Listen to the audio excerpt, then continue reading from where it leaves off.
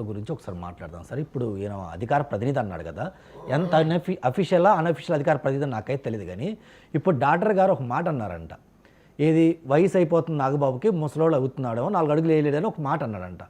మీరు దానికి ఎంత స్పందించారు కదా. గత 5 సంవత్సరాలు రాజకీయం మొత్తం ఒక 10 అంశాల మీద తిరిగితే అందులో మొదటి అంశం ఏంది, ఆడవారిని కించపరుస్తా మాట్లాడారు అని పదే పదే పదే పదే మీ నాయకుడు కానీ, వీళ్ళ నాయకుడు కానీ, ఇంకొకరు మా నాయకురాలు కానీ పదే పదే మనం స్పందించినాం. అవునా సార్? నిన్న కాక మొన్న ముఖ్యమంత్రి గారు కూడా సోషల్ మీడియాలో బూతులు లేవని చెప్పి పదే పదే చెప్పారు. ఇప్పుడు మీరు ఒక వీడియో ప్లే చేశారు సార్. అందులో వీడియో ప్లే చేస్తే ఆ వీడియోలో జనసేన పార్టీ నాయకుడు ఒక మాట అన్నాడు, ఒక లేడీని ఏమన్నాడంటే, సంక్రాంతికి వస్తున్నాం అనే ఒక సినిమాలో అరే వెంకటరెడ్డి మీ పిల్లం ఏం చేస్తున్నారు అని చెప్పి ఒకటి ఉంది సార్. అంటే మీనింగ్ ఏంటంటే ఆడవారి క్యారెక్టర్ అసాసినేషన్ చేస్తా మాట్లాడే సినిమాలో సిచ్యువేషన్ సార్. మరి మీ నాయకుడు, మీ జనసేన పార్టీ నాయకుడు అలా మాట్లాడితే మీరు ఎందుకు స్పందించలేదు? అది కాకుండా మీకు మర్యాద, ఒక నిమిషం అన్న, మీకు మర్యాద ఇంకోటి డాక్టర్ గారు చిన్న మాట, అది తప్పే కాదు. మీరు ఏ కేసే పెట్టుకోండి, డాక్టర్ గారు మాట్లాడింది తప్పే కాదు. మీ జనసేన పార్టీ నాయకుడు మాట్లాడింది మీరు ఎందుకు స్పందించట్లా?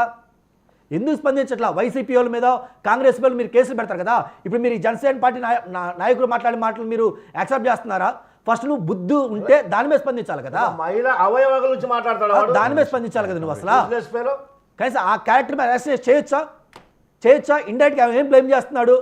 నీ అవయవాలు జాగ్రత్త అంటే ఇండైరెక్ట్గా ఏం చేస్తానంటే నీ తాట తీస్తా, నిన్ను చంపేస్తా, నిన్ను మర్డర్ చేస్తా అన్నట్టు మీ నాయకుడు మాట్లాడాడు.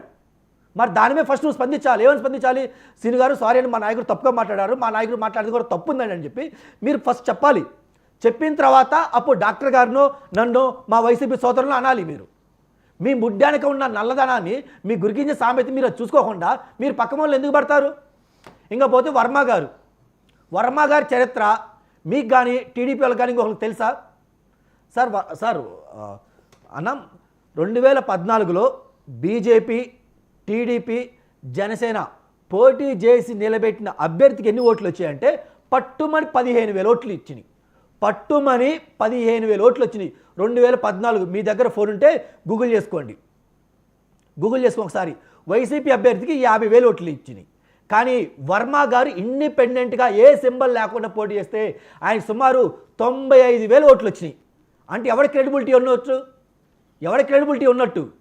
వర్మ గారిని మీరు తగ్గించడం ఏంటి, మీరు పెంచడం ఏంటి? వర్మ గారి గురించి మీరు ఎందుకు మాట్లాడుతున్నారు? మీ నాయకుడు ఏమన్నాడు? ఇండైరెక్ట్గా వర్మ గారి హస్తం లేదు, మా అంతలో మేమే గెలిచినాం అన్నాడు. అంటా కూడా వీళ్ళ జనసేన పార్టీ అధినాయకుడు తమ్ముడు అన్న సార్, ఆయన ఏమన్నాడు ఒక మాట మీరు జాగ్రత్తగా వినాలి సార్. ఏమన్నాడంటే, నేను 10-20 రోజులు ముందెళ్ళాను అక్కడ అసెంబ్లీ కాన్స్టిట్యున్సీకి, నేను ఎటువంటి పని చేయలేదు, నాతో పాటు ఒక 4 నాయకులు వచ్చారు, మేము జస్ట్ ఒక మొద్దులాగా, ఒక బండలాగా ఆ నించో చూస్తూ ఉన్నాం. ఎందుకంటే గెలుపు తథ్యమైపోయింది, మాకు చేయడానికి కూడా ఏ పని లేదు, మేము ఆ నించున్నాం, ఆటోమేటిక్ గెలిచిపోయాడు. ఏ కార్యకర్త, ఏ నాయకుడు పని చేయకుండా అసెంబ్లీ కాన్స్టిట్యున్సీలో గెలుస్తారా? మీరు గ్రౌండ్ లెవెల్ లీడర్ కదా, మీరు చెప్పండి. అంటే ఇవాళ జనసేన పార్టీ అధినేని యొక్క అన్న గ్రౌండ్ లెవెల్లో ఏ పని చేయకుండా గెలిచాడంటే మరి అక్కడ ఎవరు పనిచేశారు?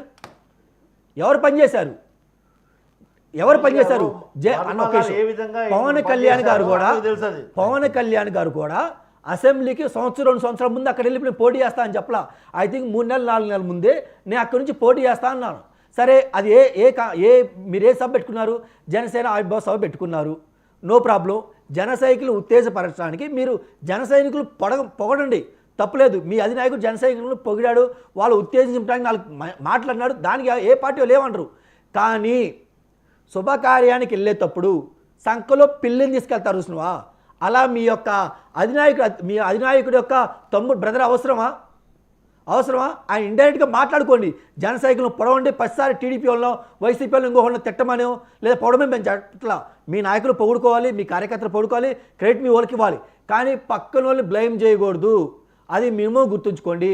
వర్మ గారి క్రెడిబిలిటీ మీ నాయకుడి యొక్క తమ్ముడికి తెలియకపోతే మరీ చెప్పండి. పాయింట్ నెంబర్ 2 సార్, ఇందాక మీరు అన్నట్లు ఏది మద్రాసులో మా పార్టీ ఏదైతే ఉందో, అంటే మా పొత్తులో ఉన్న పార్టీ ఏది ఉందో వాళ్ళు బ్లేమ్ చేయాల్సిన అవసరం సార్. ఈరోజు న్యూట్రల్ కానీ, వైసీపీ వాళ్ళు కానీ, కాంగ్రెస్ వాళ్ళు కానీ, ఇంకొకరు కానీ ఆ వీడియోలు మొత్తం వైరల్ చేస్తున్నారు. ఎందుకంటే అది ఫ్యాబ్రికేటెడ్ కాదు సార్. ఇప్పుడు వీళ్ళు 2019లో పొత్తులో లేరు, పొత్తులో లేనప్పుడు లేదా 14లో పొత్తులో ఉన్నప్పుడు కాసేపు 14 పొత్తులో ఇద్దరు పొగుడుకుంటారు. విడిపోయినప్పుడు తిడతారు. అది దాంతో అసలు ఏ రాజకీయ పార్టీలో ఉన్నా జరిగింది సార్.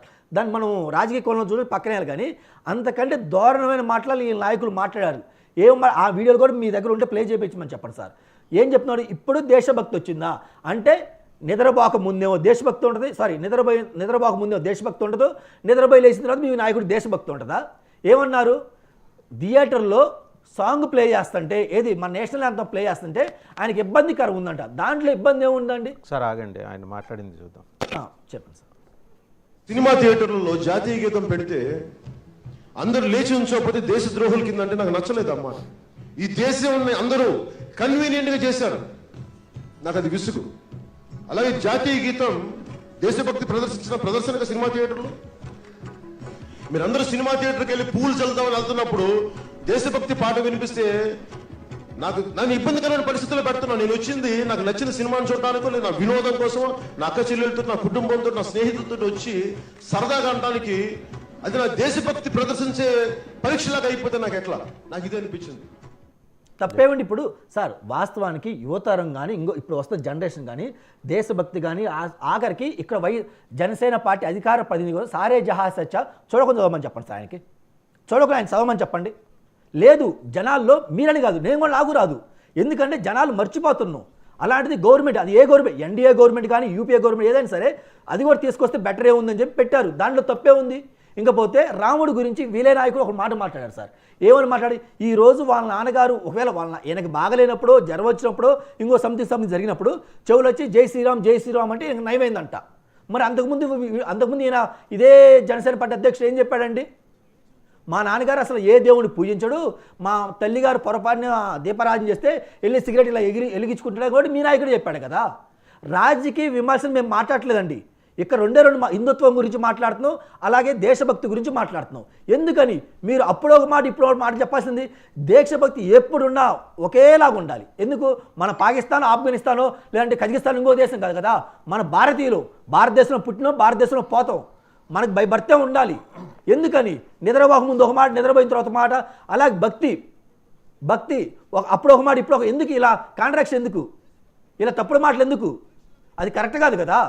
అంటే ముందు రాజకీయం చేయడానికి మీ నాయకుడి దగ్గర ఆ క్రెడిబిలిటీ ఉందా లేదో ఒక్కసారి చెక్ చేసుకోండి.